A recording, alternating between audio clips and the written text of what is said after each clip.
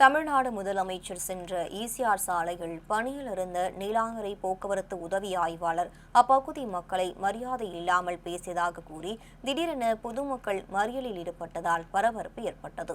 இன்று காலை சென்னை ஈசிஆர் சாலை நீலாங்கரை காவல் நிலையம் எதிரில் நீலாங்கரையில் போக்குவரத்து போலீசார் பணியில் ஈடுபட்டிருந்தனர். தமிழ்நாடு முதலமைச்சர் மற்றும் அமைச்சர்கள் ஈசிஆர் வழியாக செங்கல்பட்டு மாவட்டம் செல்ல இருந்ததால் அப்பகுதியில் போக்குவரத்தை சற்று நிறுத்தியுள்ளனர். அப்போது அவ்வழியாக சென்ற ஒருவரை போக்குவரத்து உதவி ஆய்வாளர் மரியாதை இல்லாமல் பேசியதாக கூறப்படுகிறது. இதனால் போக்குவரத்து போலீசாருக்கும் அந்த நபருக்கும் கடும் வாக்குவாதம் ஏற்பட்டது. போக்குவரத்து போலீசாரின் இந்த செயலை கண்டித்து ஈசிஆர் சாலையில் சிலர் திடீரென அமர்ந்து மறியலில் ஈடுபட்டனர்.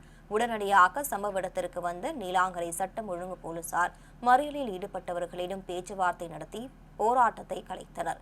முதலமைச்சர் வரும் நேரத்தில் திடீரென பொதுமக்கள் சாலை மறியலில் ஈடுபட்டது அப்பகுதியில் பரபரப்பை ஏற்படுத்தியது.